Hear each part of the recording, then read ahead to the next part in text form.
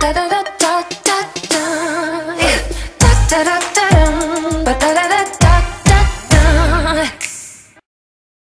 my loves, so as you can see, the princess is behind me. She's sleeping. I wanted to do a labor and delivery. I wanted to do a labor and delivery story. If you watch my labor and delivery vlog, then you know a little bit about how my labor and delivery went, but not everything was completely shown and not everything was completely talked about. It really freaking fridge. I wanted to talk a little bit about what happened and what went on and why it happened and all that. So May 2nd, well, let me track back to like weeks prior. Weeks before I actually like went into active labor, I noticed that I was going into like early labor, where your body starts contracting like every hour to half an hour. They're not really consistent. Most consider them to be like Braxton Hicks, but I knew I was in labor. Like the intensity of the contractions were more like cramping, like a period cramp. So I knew I was in early labor. Like I knew it was gonna happen sooner than I had anticipated, than what I was hoping for. I was pretty much miserable, as you guys can see, leading up to like the end where I cut off Veda. But I was pretty much starting to get like miserable and tired and exhausted. Like my body was just pretty much preparing me for labor. I also started nesting, and so May 2nd I started getting like the contractions. They were coming like every 10 minutes. Then around 11:30 they started coming like every like 7 to 6 minutes, around between 5 and 7 minutes. But they weren't getting any closer, and so I just was like, whatever. May 3rd I actually went into my midwife appointment, and she just can tell in my face that I was not happy. I was uncomfortable. I was miserable. So she pretty much told me that, you know what, you're gonna have this baby. I pretty much know that you're gonna end up in the labor and delivery center by tonight. So I'm just gonna let them know that you're going to expect you. So yeah, around 2:30 I called my sister-in-law and told her that, you know, this baby's coming. There's no ifs, ands, or buts about it. And then I called my cousin, which is Leon's cousin, because I needed a sitter for the kids, and she came like around 4:30 to come get me. And I was just like, I wasn't ready to go in yet, but she was like, I don't want your water to break and then I'm gonna freak out. But I knew for some reason that my water wasn't gonna break, and which it didn't. They actually had to break it for me, which I'll get into. So I finally got there around like 5:30. They checked me. I was still literally at like 2.5 centimeters. So they were planning on going to send me home, but then when they did like blood work, they took my blood and sent it to the lab, and then they checked my urine and sent that to the lab. Turns out that I had I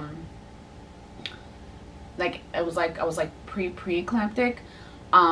There was protein in my urine, and my blood work was showing that my kidneys were not functioning. It was like the levels were really low.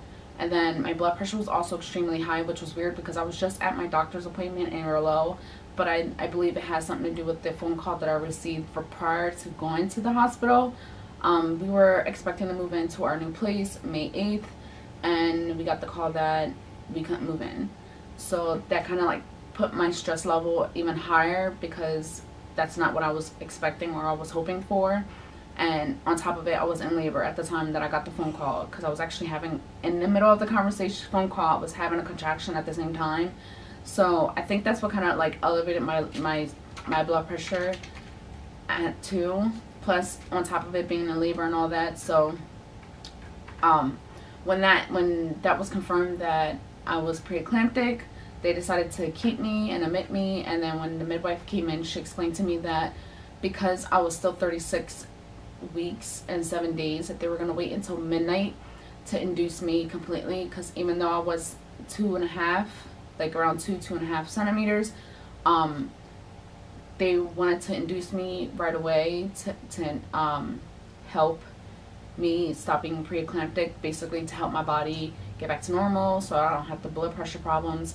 Because as you guys know, with my last pregnancy with Journey, I ended up having seizures. I was ended up with post-eclamptic. So a week after I had Journey, I ended up having severe seizures. So they wanted me to have her right away, as soon as possible. So at 12, they came in and checked me, and I jumped up to another centimeter. So they decided not to give me this thing that they were going to insert into my cervix, into my cervix. So they were going to, basically my body was already picking up to start being in labor. So they decided not to give me that. They were just going to wait and see what happens and let my body just go into labor naturally. So like around 2:30, they came in and saw that I was still at 2 centimeters, that nothing has changed, and my contractions pretty much slowed down. They weren't as frequent as they were before. So they decided to start me on Pitocin. Yeah, I hate that shit. And once I got the Pitocin, that pretty much made me miserable the whole time. It wasn't the contractions that were bothering me. It was that they kept pushing me to lay on my side. And you guys know that I had pubis symphysis dysfunction, which is basically the hormone relaxin it produces in your body to prepare you for labor, to help your muscles and your bones stretch so that you can push the baby out. I had an oversupply of it, and it was making my bones pretty much crush each other. It's probably my husband. Basically, they said that, oh, it feels like your bones are like stretching, and I'm like, no, it feels like my bones are on top of each other and they're rubbing against each other. Like, that's what it felt like to me. It felt like somebody kicked me in my crotch, or like I was riding a bike and I constantly kept hitting the middle bar into my crotch. That's basically what it feels like for me, the severity of what I had. And they kept trying to force me to lay on my side, because I was laying on my back at the time, and they were saying that me being on my back, and every time I had a contraction, the baby's heartbeat was dropping. And I didn't want to lay on my side because I was in so much pain, and they didn't want me to be in any other position because of my blood pressure and the baby's heartbeat dropping. And me personally, I would have preferred to either be sitting up, like in this position that I am now, because they have these bars that you could just hold on to, or be on all fours, and they wasn't having it. They were like, no, you can't be in any position besides your side. And that pretty much pushed my blood pressure even higher, because they were not listening to me. They didn't care about my well-being. So it really pissed me off. About 6 hours later, they came and checked me again, and I still didn't dilate. So I pretty much caved in, just so I can get this kid out, because I was afraid of her heartbeat dropping. And then on top of it, like, I wasn't dilating any further. Even with the Pitocin, they had me on the highest setting that you can think of, where my contractions were coming like every minute. And it wasn't the contractions that were bothering me, it was just being on my side. Like, I wanted to punch or kick somebody or bite them. So I pretty much said, you know what, screw it, I'll take the epidural, even though that's not what I wanted. And I got the epidural literally like 10 minutes later, because the anesthesiologist was already on the floor. And even he was just like, you want the epidural for your pelvic pain? Like, you're hoping that's gonna work? Even he was skeptical of it, and it's not something I even wanted. But, you know, the midwife and the nurse were like, yeah, that's what we're gonna do, da-da-da. And even the anesthesiologist was like, this doesn't even make sense. Like, he's like, I'm even, like, basically we could tell that he was doubtful that it was even gonna work. But thankfully it worked, because once I got it, and the pain in my pelvis was not as bad, so I was able to lay on my side with this dumbass peanut that they made me wear in between my legs to, I guess, help her come down further, and like to keep my legs wide so that she could come down further. So I was like that for, it was like around 8 o'clock that happened. And around 10 they came back in and checked me, and I was 6 centimeters. And then that's when she told me, you know, I expect this baby to come like around lunchtime, because she didn't want to break my water, because she was still too high up, her head was still kind of too far up. So she was like, I'm gonna let you go a little bit longer, but I expect you to have this baby by lunchtime. So you might want to call your husband to let him know to come in so that he could be here. So I went ahead and called Leon and told him, look, this baby's going to be here by lunchtime, so you should be here.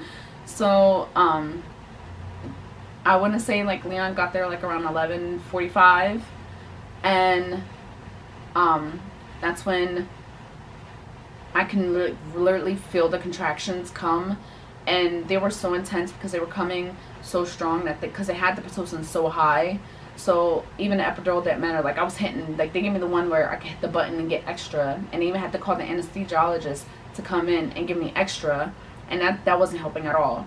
So he comes in, and I'm just like, oh my god, thank God you showed up. So he comes in, and as you can tell in the video, he picked up the camera to start recording, but the doctor, the midwife, she's just like, okay, you can start pushing a little bit if you want to. As soon as he seen her head, he froze and just like put the camera down, because he was like, he panicked. Leon, if you know my husband, you know that he cannot handle any type of body fluids or anything like that, such things that has to do any of that sorts. Even trying, like hearing her poop or her vomit, like her spitting up or throwing up, like he freaks out over it. So it's funny to me, and I'm shocked that he actually stood there, didn't look like he was gonna pass out, and actually managed to stand there and watch the whole thing of her being born. So when she told me to start pushing, I started pushing, and then that's when she was like, oh crap, this baby's coming sooner than she thought. It literally took me 3 tries to push her out, and when the midwife had her somewhat out, she told me I can pull her out myself, which I did, which was, I think, was the best part of the whole thing, was the fact that I got to pull her out. And then they put her on top of me. They didn't clamp her cord right away, which is another thing I liked. I liked the fact that they did skin to skin immediately. They didn't cut the cord right away. They actually waited until it stopped pulsing, and then that's when Leon cut the cord, which he again freaked out. Like he was just like, ah. It was funny. And yeah, so, and then she didn't want to eat right away. She wanted to just sleep. As soon as she came out, she screamed like the loudest you can ever hear. And then as soon as she got on me, she pooped and peed on me, and then she went to sleep for like 6 hours. She didn't want to eat right away. She didn't want to do anything. She just wanted to sleep. And so, yeah, that was pretty much my labor and delivery story. She's over here now. I'm going to pick up the camera so you guys can see her.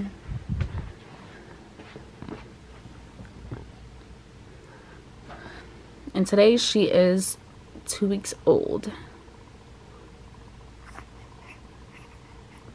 That was my labor and delivery story. The whole thing leading up to the actual labor part was a complete mess for me. I was so miserable, and all I wanted to do was just cuss everybody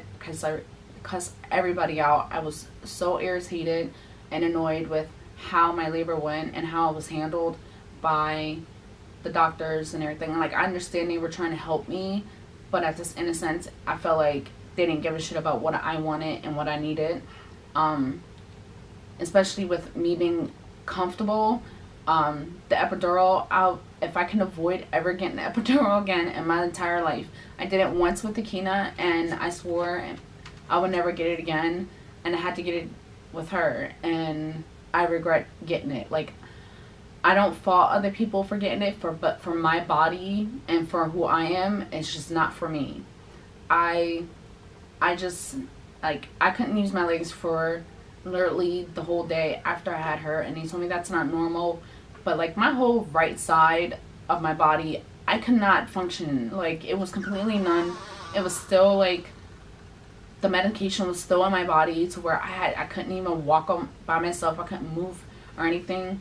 And yeah, I was just so miserable with it. And I mean, like, I want to cry now just thinking about it, because that was just not the birth that I wanted, the labor that I wanted to have. and I hated it. Like, I hated the whole experience. Every experience that I had with all my kids in the hospital was the worst. And not because of my health problems or any of this situation that happened with having my kids. It's just how I was treated, or how I was basically disrespected or disregarded in my needs and my wants for myself and for my kids. And I never want to use a hospital ever again. I don't trust it. Like, I feel like all they want to do is just milk you at every cent that you can get, whether if you're paying for it or you're on welfare or whatever. Like, all they care about is whatever they can insure and bill your insurance company, and it's not fair. I think even though I had preeclampsia, and even though I think that her heart rate was dropping, I think there was other ways to where I could have been comfortable and not have to subject myself to having to get the epidural. Like, I just don't think that's fair.